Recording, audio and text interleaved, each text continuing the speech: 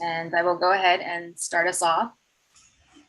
So hello, everyone, and thank you for joining us this evening for the Strategic Thinking Mindset Alumni Panel session, hosted by the Department of MS&E and the MS&E Career Collaborative Program at Stanford. My name is Linda Esquivel, and I serve as the Career and Affiliate Services Officer for the department. I will be introducing my co-host and moderator for today's panel, Tom Kosnick, partner at Founders X Ventures and a designer of professional education programs. He's also a former adjunct professor for MS&E at Stanford. So without further ado, it's my pleasure to welcome back our Stanford alums, and I'll have Tom go ahead and introduce the panelists. So actually, Linda, what I'll do is I will invite each of them to introduce themselves. Is that okay? Mm-hmm. And why don't we start from, let's do this in an unexpected way. Why don't we start from my right to my left, and Ilana would be the first to start, Ilana Seed, and then Idara O2, and then Garry Choy, and then Catherine Koo, and then George Gregory. Ilana, welcome. Hi, everybody. Hi, Tom. Nice to see you again. I'm Stanford 07. I was an economics major, and I met Tom. I took global entrepreneurial marketing. I still remember the class, and so I'm currently the ambassador of Palau to the United Nations. I just presented my credentials in September, so I'm relatively new to the role. Before that, I worked in investment banking for about 6 years, and then I worked in technology as a software engineer, and then I started my own company. So I've had a pretty varied career. I don't know what I said in my STP back in the day, but I don't think I would have. I don't think any of these were even within the realm of my imagination. So I'm curious to see if I can find it. But it's nice to be here.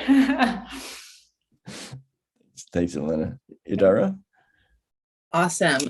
Good evening, everyone. My name is Idara O2. So I have been on Wall Street since leaving Stanford for the most part. And my strategic paper was similar, but not exactly the way what I thought it was. So I've actually, though I've been in the same industry for the last, 12, 13 years now, I have bounced around into different areas. So I've been a research analyst. I have traded commodities. I have done strategy and finance. Now I'm in a COO capacity, all within investment banking. And then I've done a couple other things on the side. So I run a charity, and I'm a budding entrepreneur by night. So many different things going on in my life. And then I also was an athlete at Stanford and competed in the Olympics post Stanford. So that's me in a nutshell. Idara, would you mind giving a little cameo of your current, the venture that you and I know about? I think it'd be great to. Yeah. So, and Tom has been pretty instrumental in helping me think a lot of things through, but through the charity that I run, we are planning on, or in the process of building an all-girls primary school in Nigeria. And the sustainable way that we want to fund this project is to have a commodity product that we can sell. And the product is a hot cocoa beverage or beverage mix. So it's fun, and it has a lot of meaning from a cultural standpoint, and also from an economic standpoint, being that Nigeria is the 4th largest exporter in the world of cocoa.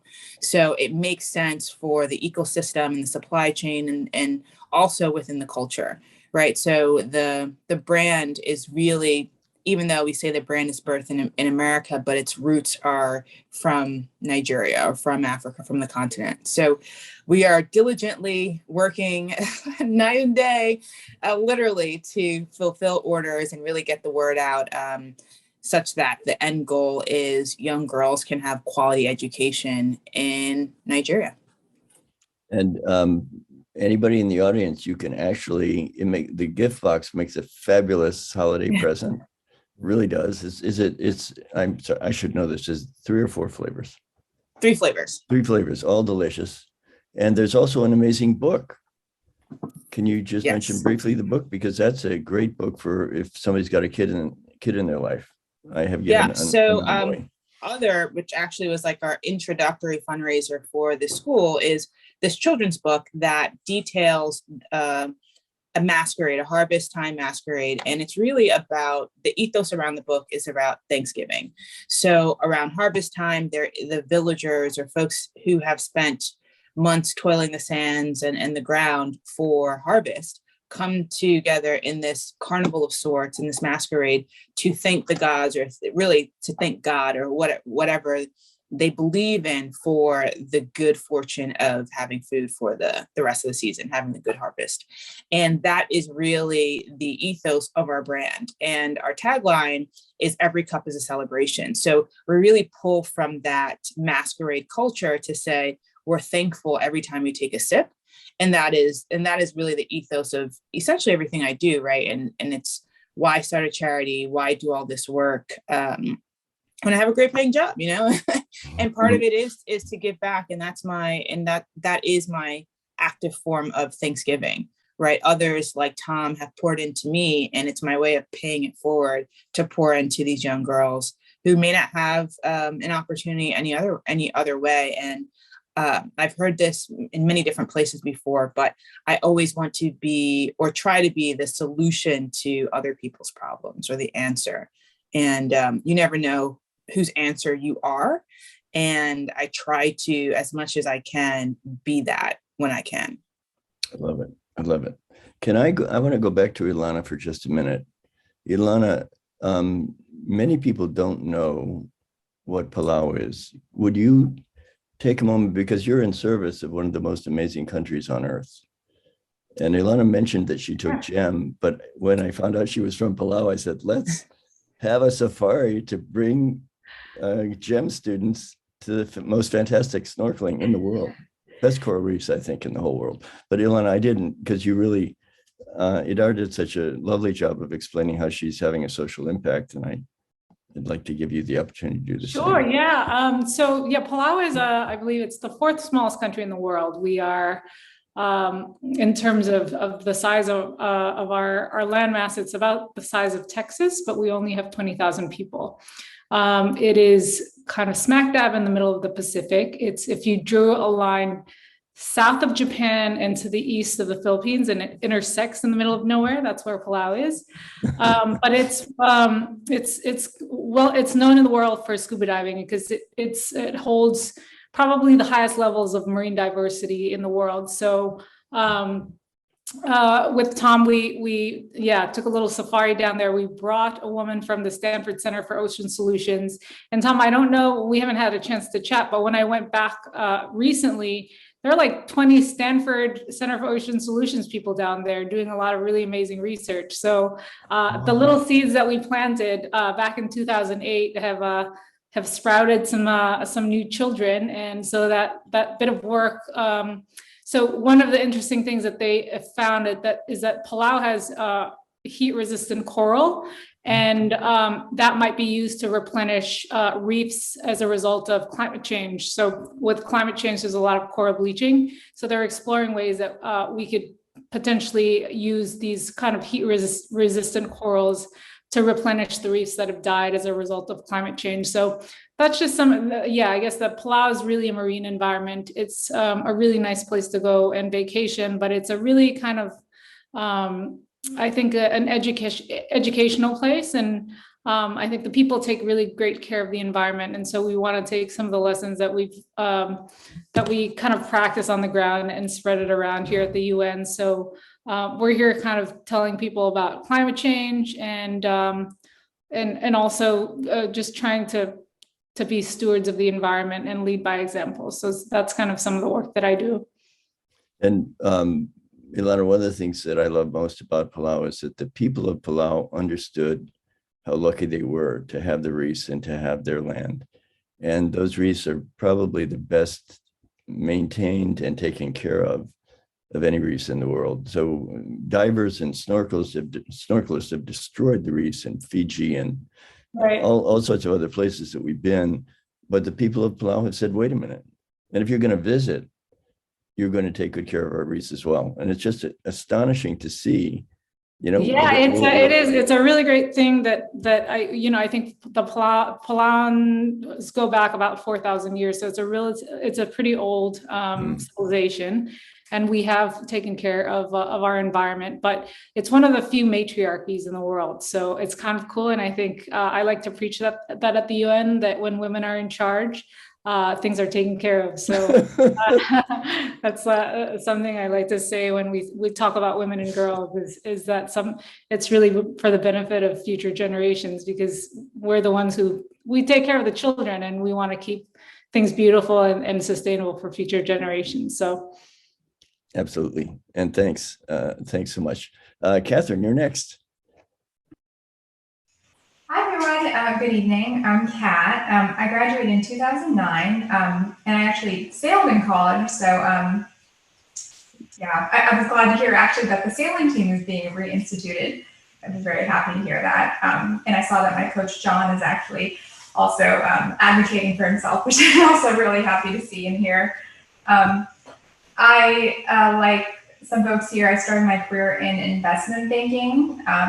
Graduated in 2009 in the midst of the big recession and debt crisis. So of all places, I actually started my career doing leveraged finance and Chapter 11 bankruptcy, like recapitalizations, which I think Tom knew me as an undergrad. I don't know how I ended up doing that, but I guess I wasn't really sure about where to start my career. I knew I wanted to do something in business and eventually do a startup one day, but I guess where I started was probably reflective of the environment in which I graduated.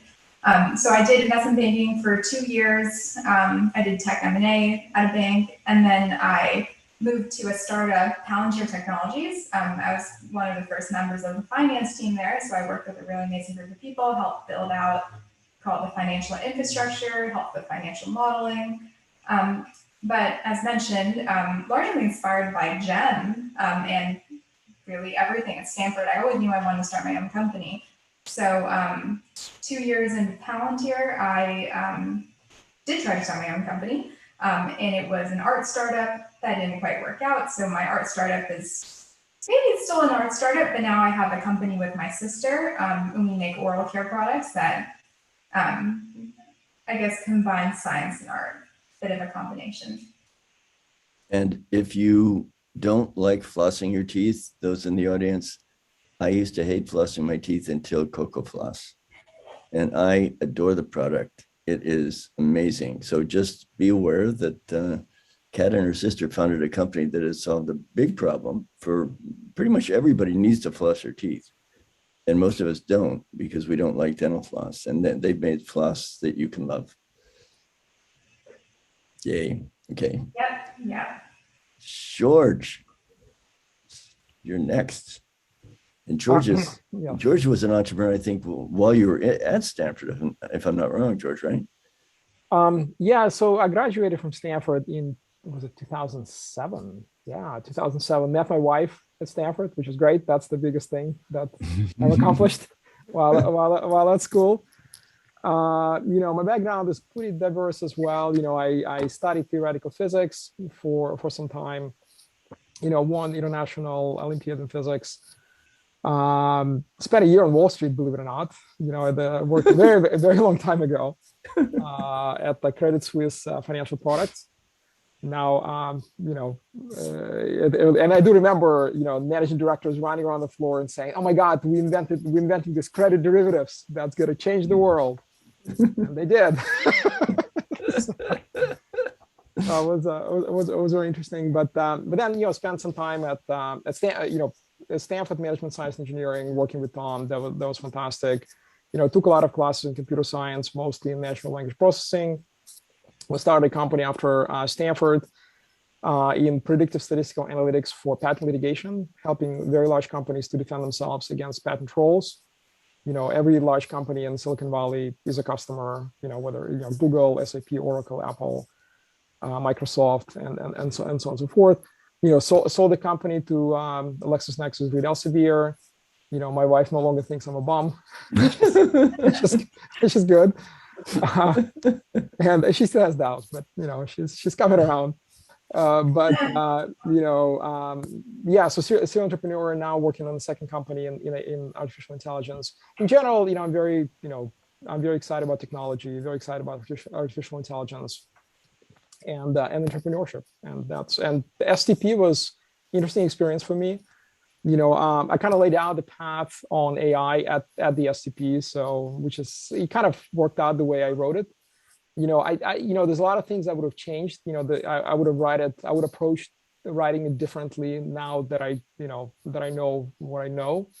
But it was a very, very good exercise, and I did look at it periodically after leaving Stanford. So it was pretty cool. So you guys have tremendous opportunity to go through that.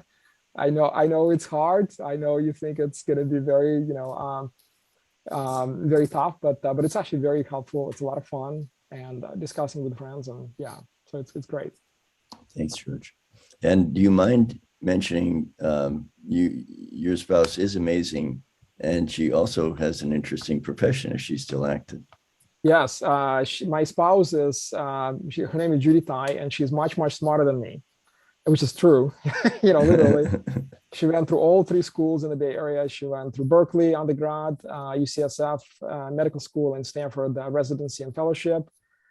She works in cardiac anesthesia, and she's currently a chief of cardiac anesthesia at this big Santa Clara Kaiser that is right next to Apple. She's doing something useful. She's actually saving people's lives while we're writing software to sell, soap. So. Wow. Thank you all. And it's so joyous to have you back. I mean, I loved you as students, continue to love you as alumni, and each of you is having a major positive impact on the world. George sort of jokes about what you're doing, George, but you've had a tremendous impact too, right? All of you. And it's great to see. Such amazing. Garry to introduce himself, right? Oh, Garry, I'm sorry, Garry. What happened? Because I knew Garry was here, but he must have fallen. I'm right here. I don't know if you can hear me. There you go. Hi, Garry. Yeah, but thanks for giving me some time, because I was in a car before coming from a work dinner, so I'm at a quieter place. But where are you? I can't see you on the. And go ahead. So, introduce yourself, please. However you. Yeah. So, thanks for inviting me to join this panel. Happy to help out, and happy to share my experience. I think since I was in your class, in Tom's class, 21 years ago. And I must say it was one of the most memorable classes at Chem. And I was in a period of time where I didn't know what I wanted to do. Didn't know what I actually took a break from medical school to come to Stanford for a year. And I still don't know what I want to do. but I was in the class in Chem. And I got to say, it was one of the most inspirational classes, as well as I learned a lot. I learned a lot about myself, as well as from all the different guest speakers, to other students, to being at the Stanford campus. And so I was a chemical engineer undergrad. And so I actually started medical school, and in a month into it, I wasn't really sure if I wanted to be a physician. There was so much memorization. And, I was an engineer. So, we used to have open book exams. I would study like the night before, and things would be fine. And the problem solving, and then having to memorize a textbook every 2 weeks was pretty challenging. And I wasn't really sure. And you couldn't see what you could do with that knowledge. It was rote learning. And so I had some thoughts, so I came back for management science and engineering, and I saw the class Chem, wanted to take it. And I got to say, in writing the paper, the strategic thinking paper, I wasn't sure. I don't remember exactly what I wrote in there, but I'm sure I reflected on what I wanted to do later, go back to medicine or not. But I did end up joining a startup company, which is Elance, and now is Upwork. It's publicly traded. And they offered me a job at the end of the summer, because I did an internship right after my year at Stanford.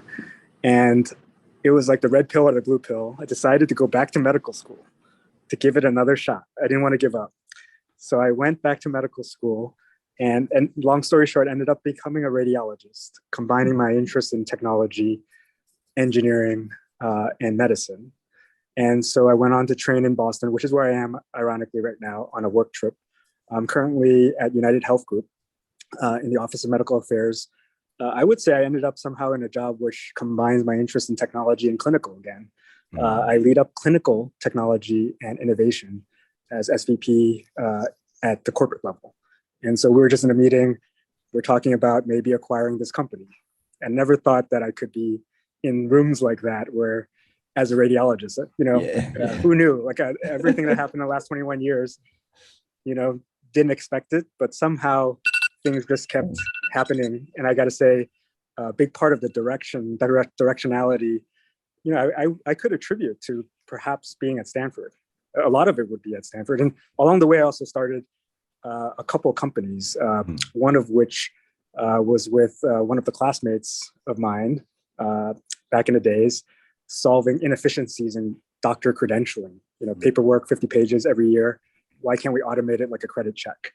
And I got to say, there's a direct connection to Stanford and, that the class, Chem.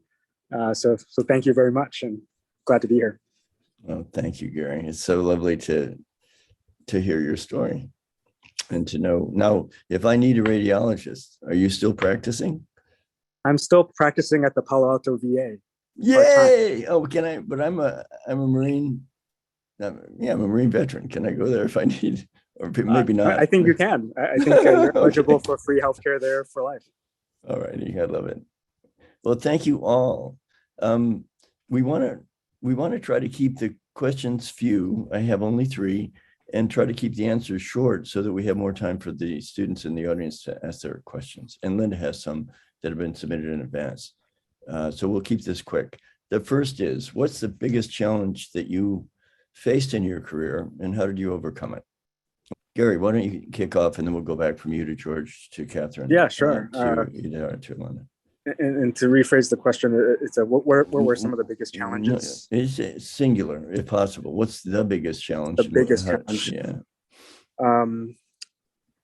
I think one of the biggest challenges in my career, right? Since I got to say, going through a career in learning how to be a physician, residency, medical school, while trying to balance my challenge of, not becoming burned out, right, from the process of the long, grueling many years of training.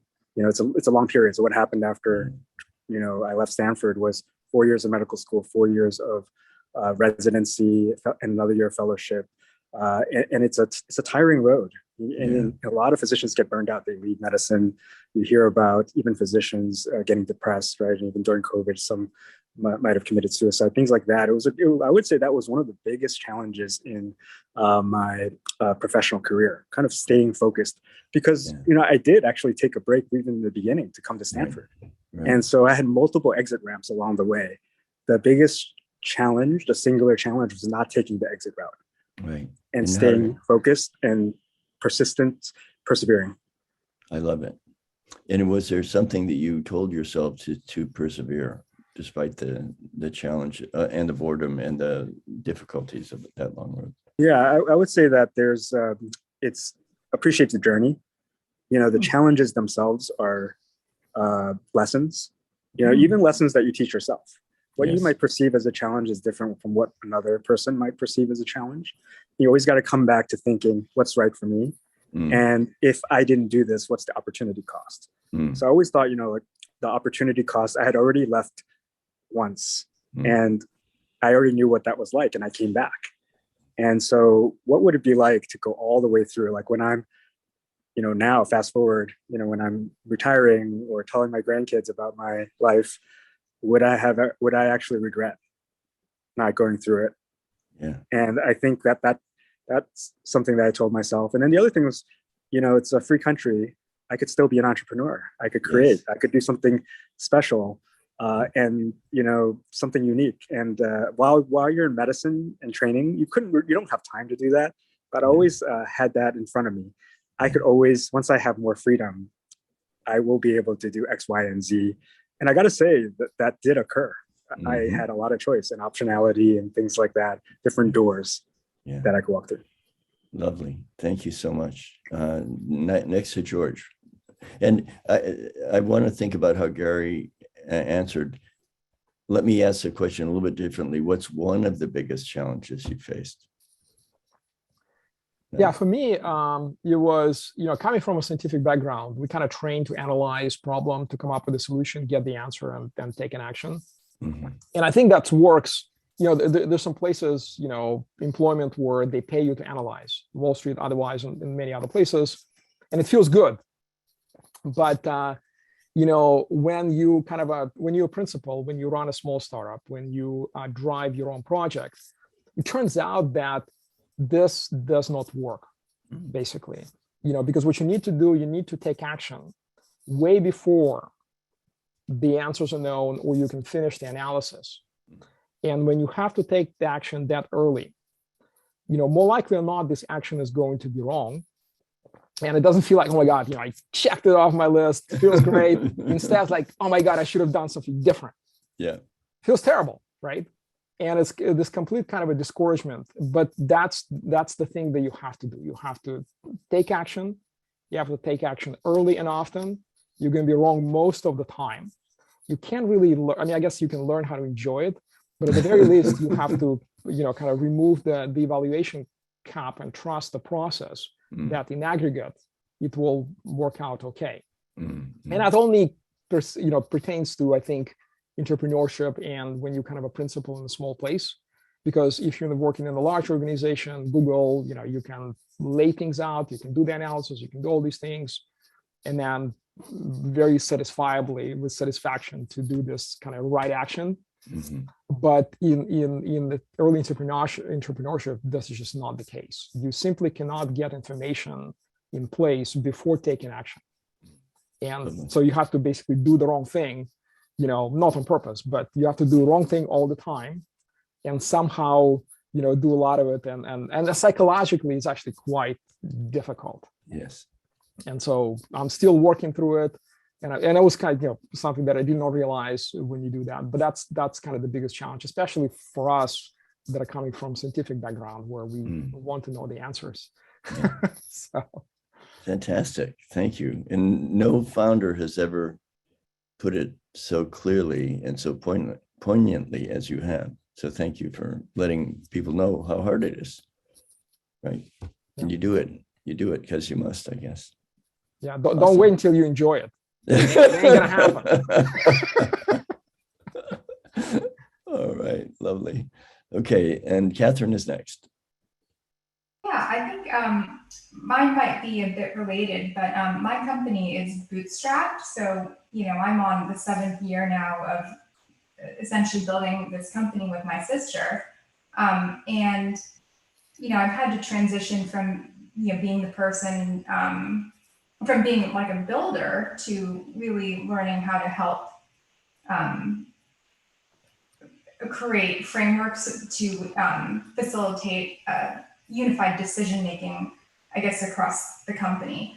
I don't know if it was like a singular event that happened, but I feel like I'm sort of constantly trying to check in with myself to make sure that what we're building is really aligned with what I value.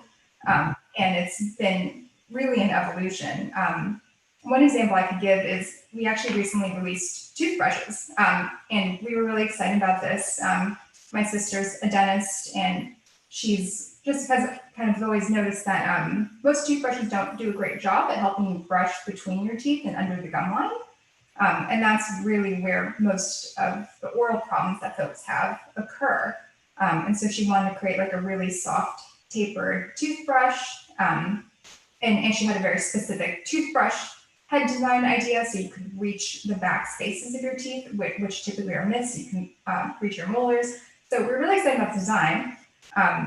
And like we're about to go into production. And then, I realized that I've become part of the global plastics problem. And as someone, I've always like really geeked out as a former sailor. I used to just really love the ocean, the environment. And there have been moments when I've been kind of sitting at this company thinking, like, oh boy, like I'm not like, how is what we're doing, what we're building, and is how we're approaching the business really kind kind of align with what we value, and are we truly, making a positive impact on the world? That's just something that I find myself actually frequently checking in with. And so we had to do, just like turn around some quick analyses on evaluating we did look at different materials like castor oil based plastics, recycled plastics, virgin plastics. As George just alluded to, because we are a bootstrap startup, we it was really, I hope we made the right decision, but I'm not 100% sure we made the right decision, but we landed on recycled ocean-bound plastics. So these are plastics collected in Southeast Asia where there may not be local waste or recycling infrastructure, and then we're repurposing it into toothbrushes. But I'd say that, it's just, I guess one of the challenges I say is just as the company grows, I realize that the impact of each decision we make is bigger. And I just want to always check in and make sure that what we're doing is right. It's like, are we doing the right thing? That's a question that kind of just keeps coming up. That's fantastic. And the right thing, not only for your customers, but for the environment. So you're taking in a sense, things that would otherwise pollute the ocean, right? And turning them into toothbrushes. Taking waste, I guess, that otherwise likely would end up in the ocean. The whole plastics thing is still a big problem. So I think ideally, down the road there will be new materials, maybe biodegradable materials, or or a lot more investment in global recycling infrastructure. Yeah. Fantastic. Idara is next. So I would say one of the biggest challenges came really early in my career, and that was essentially resigning, resigning from the place where I had all of my political capital or professional capital, and essentially going to chase an opportunity. And for me, I had interned 2 summers at Goldman Sachs. I was well respected as a junior person, but I was doing really great work, but I really wanted to be a trader. And I essentially left at the first opportunity I had. And what was really difficult about that process was that I essentially, burnt bridges with some of my mentors. And it was really difficult for me because at the time, I didn't think that I was that important to the firm, but the reaction I got was just unheard of. And it was very difficult to just manage that and just really stick to my guns and chase the opportunity that I really, really wanted. And how I overcame it was just taking the opportunity. And I think over time, I learned how to resign better or more gracefully. And not that it was abrupt, but I didn't really take into account the feelings other people had of pouring into me before I left, and I just was under the impression that they knew what I wanted and they knew I wasn't able to get it from Goldman at the time. So I felt that I was pretty clear, but you're dealing with people and emotions. And at the end of the day, most corporate businesses, or any business really, is relationship based. Yeah. So if you don't have your relationships, you really have nothing. And that was the first true life lesson in that, and that my brain could only take me thus far, but it's really the strength of the relationships that will seal the deal for me. Great. And did any of those mentors forgive and forget? Actually, it's funny. The main one did not. It's funny. He's actually a Stanford guy. And he was still very much years. We didn't speak for years. Mm-hmm. And when we did end up speaking, he brought it up, and it was just in a very offhanded comment, and the funny thing is that the move was great for me. So many things came out of the move, to the point that, you would have thought that in hindsight, you actually did the best thing for you, and that was not what I received. So that relationship was just permanently broken.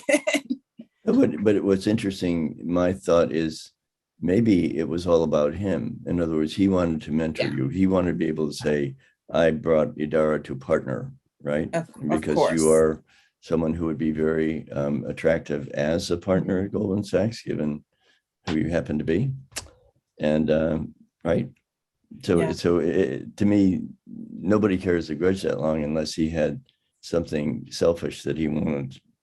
I agree, but it was a lesson in starting in learning to kind of decipher motivations and not always expect the best, or so the whole experience caught me by surprise, and it was a learning experience for sure. And what I guess the kind of the negative connotations about Wall Street of just being very vigilant and understanding there's always an agenda, and you just have to figure out where you are in that agenda for everyone to maintain your sanity, really, right? Like, not everyone is bad, not everyone is good, but you have to understand the motivations that people come to the table with and position yourself in that and to take advantage, I guess, of it. Yes. Fantastic. Thank you. Big lesson. Wow. Okay. Now, because that sort of hit me between the eyes. I guess I've been lucky never to have, because I've left a lot of places. And my thought was, when I left the Harvard Business School to go back to Stanford, I blamed it on Jill. I did. I said, she wants to go back to California. She doesn't like the way that the partners and the clients are treating her in Boston. And I, Silicon Valley. And the people at Harvard were so incredibly gracious. Okay. They were incredibly gracious. And they said, well, we have some clients out in Silicon Valley. Maybe we can get you some side hustle work. And so to have that blessing, and then to think about what happened to you when you made a move that was the best for you. Yeah. Wow. Okay. Thanks. Ilana, what was your biggest challenge, or what were one of your biggest challenges? Sorry. It's kind of along those same lines, honestly, and learning or realizing when a position no longer fits you, or you've outgrown it, or some dynamic has changed where you need to kind of relocate to more fertile ground, and doing it in a graceful way. I have to say that similarly with Idara, I had to learn that sometimes the hard way, and I did have to burn a lot of bridges. And so I think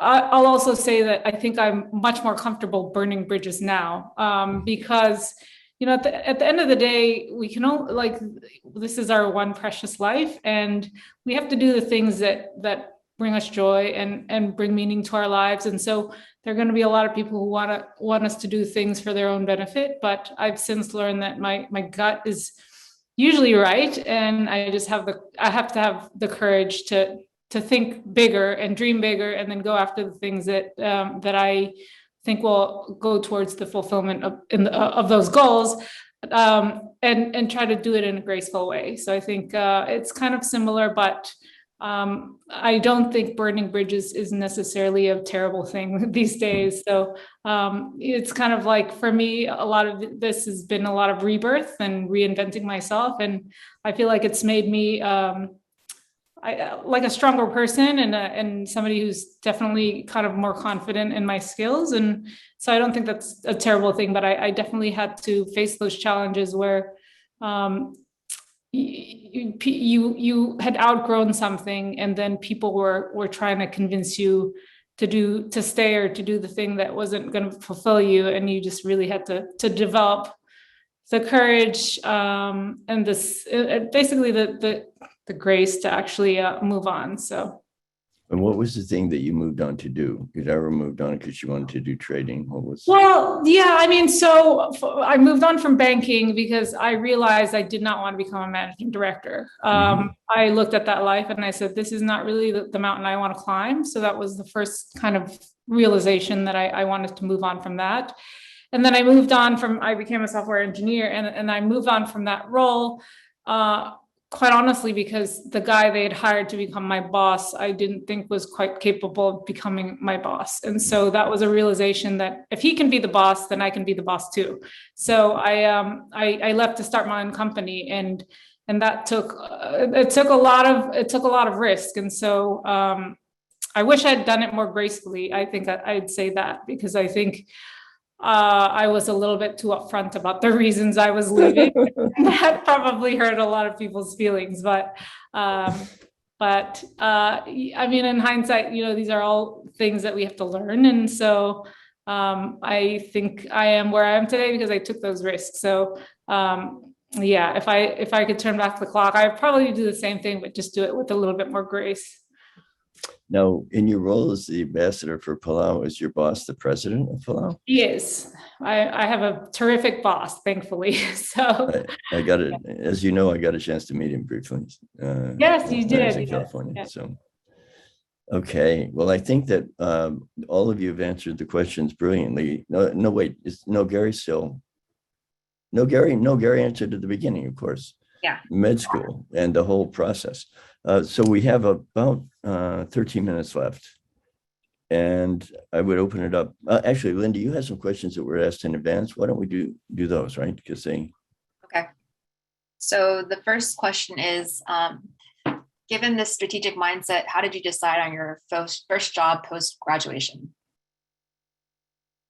If you guys can look back at that time when you were still at Stanford. And try to keep it crisp, guys. The answers first. are the answers. Mine was actually pretty easy. Like I said earlier, I interned 2 summers, and like Catherine, I also came out of Stanford in 2009. So it was a period of you take what you can get. So I tend to be a little risk averse.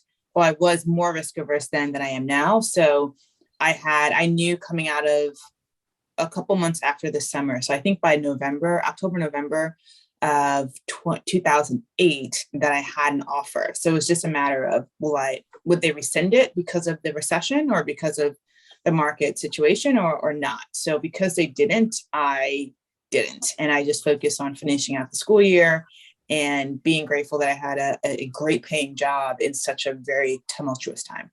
Fantastic. Maybe we could have like one person answer, and then we can open it up to the audience just so that we can make sure that they get to ask some questions too. Yeah. Do you have it? That's right. Do you want one more to answer that, or do you want to ask a second question? I think if somebody else wants to volunteer, if not, we can go ahead and take questions from the audience if anybody has questions. Sure, I'm happy to volunteer. For me, it was, I knew that having analytical skills and financial modeling skills would be useful in the industry to be able to use math and forecasting and things like that. So I always kind of wanted to become an entrepreneur, and I knew that banking would help me pay down some student loans, but also would give me really tangible skills that I could take really anywhere. And I think, yeah, I would say that I'd say that the skills I learned in finance are definitely relevant in every role that I've ever done. So I would definitely not change a thing about going to banking. Although you learned another skill that you perhaps didn't anticipate because of what happened to Lehman, right? Yeah. You want to go into that a little bit, because it was, I remember it being a big transition for you, and I would say probably something that was pretty scary when it happened. It was really scary. I think it was I was at Lehman for a year when it went bankrupt. And I guess it also just kind of cemented the idea that nothing is permanent in this world. And so even though I had worked, 100-hour weeks for a whole year, that none of it really mattered because it kind of went south. But thankfully we were bought by Nomura, so I was in banking for another 5 years after that. So, but yeah, banking, I mean, other than the financial stuff, it also really teaches you about working with other people. You have to work with clients and with clients and with teammates and problem solve. So I think these are like the people skills that you learn are also like really important skills that you can really take anywhere. So it was a good stepping stone for whatever came next. Fantastic. Okay. I don't think we have any questions from the audience, so I can go on with the second question that was submitted. How did you guys update your goals in the face of unpredictable events such as family health issues, workplace politics, childcare, etc.?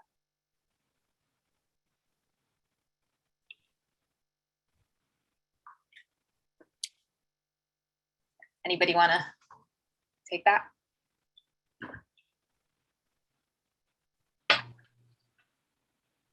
I can, but I don't want to cannibalize all the Q&A. But something that I do pretty regularly is I'm very much a forward thinker. So, which is why the STP was like one of my favorite assignments, because it's just how I think. And I tend to make plans. Like I just actually started a new job a couple weeks ago, and I'm already looking at the next thing, and understanding how this fits into the next thing. And while the next thing may change as a year or two into it, I have an idea of where my North Star is. So at least I know what I'm working towards. And as things shift, they shift. A very bright example is, like I said before, I left Goldman to go to JP Morgan to be a trader. A year into trading, I decided I was going to start training again to join, like for a completely different reason, training for track. I ran track at Stanford. And, a year later, I was an Olympian. And that wasn't the plan when I moved to be a trader. The role, that was the plan, and the opportunity was to become an Olympian, of course, through training, and all these different things. But I had to adjust, and luckily, fortunately, at the time, I was able to do both for that year, and it was, as they say, the rest is history. But there's like the pre-planning to make sure that there at least is a foundation, and then always to be nimble and not be married to your plans. I think that's the mindset you need to have, or the mindset that I had, and that has worked for me. Yeah, fantastic. And I can add to that as well. I mean, I think it's a great, it's a great mindset to have, because, from entrepreneurial perspective, if you are an entrepreneur, you have to kind of, see around the corners and monitor market conditions and see and predict what the trends are going to be in the next 5 years, 10 years, or 1 or 2. And right now, I look at the market and I see cryptocurrency is raising with some absolutely furious, speed. Just like a lot of things kind of came together. If you look at the Federal Reserve balance sheet, that's growing about 15% a year, which basically creates a currency debasement of 15% a year for everybody. So you have to hold an asset. So if you hold stocks, it grows about 15% a year, so you kind of keep the value. But the cryptocurrency growing at about 100% a year. And so now we're beginning to see institutional inflows, especially in Bitcoin, because Bitcoin kind of crossed $1 trillion. And that's at that point, people begin to realize that they can actually buy it. Because if it's below $1 trillion, then no one with the money can buy it. But now people actually could buy it, gradually. And so that's kind of happening. But beyond that, and that's basically, causing me to realign the entire, view of the world. And I don't think cryptocurrency is the DeFi only. I mean, the thought process is that it is going to replace the entirety of the internet, and everything is going to become, various forms of cryptocurrency. It's going to be larger than the internet. It is growing at twice the speed of the internet, right? So the cryptocurrency adoption, if you look at the trends correspondingly, so it's twice, 2x. So I feel, for me, I need to drop everything and then realign the plans and figure out how, am I going to deal with in the next 5-10 years, as we're going to witness the largest, realignment of the wealth redistribution in the history of the world, I think, because that's kind of where the, people much smarter than me think this is going. And by the way, for this type of consideration, so certainly, do not read the news. You cannot read New York Times, Financial Times, Wall Street Journal, whatever, because this is just, you cannot get the trends from those kind of things. You have to listen to the people that, I happen to listen to macro hedge fund guys that are, doing this thing for a living, and they monitoring where things are going. But market has changed, and I need to realign my next 5-10 years, my investment strategy, my retirement strategy, my work strategy, to align how I think the world is going to look like in the next 3, 5, 10 years. Okay, you and I agreed that we needed to get together. Now I really need to get together. Sure. And so part of what's been happening with us as a VC firm is Helen Lang believes that quantum is going to do some pretty weird things to the financial services industry as well. Do you have any thought about what happens when quantum hits crypto? They will change the hash function. So change the what function? They will change the crypto function to the ones that that quantum cannot crack. Okay. That's what will happen. Okay, got it. And it's not clear like when and if that will actually happen. Right. You stack a few of them together, and it's out of reach of a lot of things. Yeah, fantastic. But yeah. Did we ask what is the biggest opportunity you see on the road ahead in your career, and how? Oh, I forgot. So I think that should be maybe our last question, just to time. But I think it's a good question. Yeah. And I think George kind of answered it a little bit in his last answer, but we can go ahead and maybe give everybody or whoever wants to answer this question. What is the biggest opportunity you see on the road ahead in your career, and how will you pursue it? I think maybe I should leave medicine and go into cryptocurrency. I'm just kidding. But for me, I think that I would love to figure out how to combine my interest in entrepreneurship, medicine, and give back. Perhaps do something in medical education one day. Do as an opportunity in my career. How do I give back? And being here too makes me think about that. Takes me out of my usual work environment. I feel like I'm giving back in a small way in this short period of time. But how could I do more? That's a question that I have for myself. Catherine, or? Yeah, I can chime in. So what I really love about building Cocoa Floss, which is my current brand, is that it's something that people really use every day, and that can kind of become part of people's daily routines. So I'm always thinking about how can I build a brand that, say, is impactful as a Nike or a Disney or a Starbucks, something that really becomes part of American culture and really helps to shape how people behave in a really big way.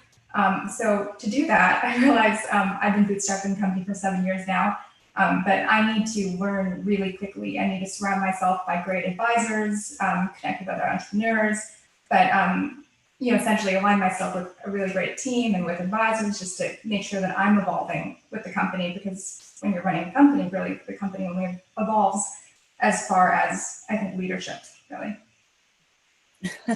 I'm trying to answer the question because I can't type it in. Idara, can you type knock chalk, please? Somebody wants to know the name of the cocoa. I'm sorry. Okay, so it's funny because I will find the chat. Oh, here we go. But I will, one thing that let me answer the question first before I chat. But what I will say for me, the biggest opportunity is how do I combine everything that I've been doing into like my professional, my personal, my passion, and how does that come full circle? And the way I'm looking at it right now, I'm in a COO capacity, and then I'm running this business as a founder CEO on the side, but also running a charity as well. And I think at some point, all these things will come together. And let's say, when the cocoa company takes off and I'm at the point where I can leave, or not even can, as if, when I would like to leave Wall Street, I take all that experience and pour into this social enterprise that, can be a moneymaker as well. So it's one thing to be commercially viable and vibrant, but also to be able to give back in a way that I would like to give back to a population that I want to serve, and just really pulling all those things together. And I'm already starting to see green shoots of that. But it's all coming together. So No worries. Wow. How can I say thank you enough to not only to the astonishing panelists, you knew you were astonishing, or I wouldn't have invited you back, but to Linda for organizing this. Had you not come, right? You came to me out of nowhere and said, hey, Tom, let's do this. And I went, whoa, sounds like a great idea. And it is. And I also want to thank the participants for coming. Yeah, thank all of you for. You guys rock, right? Wow. I haven't had this much fun in a really long time, and I have a lot of fun in my life. Yeah, thank you, Tom, for organizing this. I had so much fun like being on this call. I'm like so inspired by all of you. It's like being at Stanford again, and it's a really nice feeling. But remember, Linda organized it. Yeah, I mean, I sort of helped kind of, and I know who I wanted, and I got everybody I wanted. How about that? Nobody said no, which is, wow, that in itself is, okay, everybody. Thank you, everyone, for joining us today. This Thank you. concludes Bye. Thank you. Bye-bye. Bye-bye. Bye. Great to learn about everyone's adventures right now.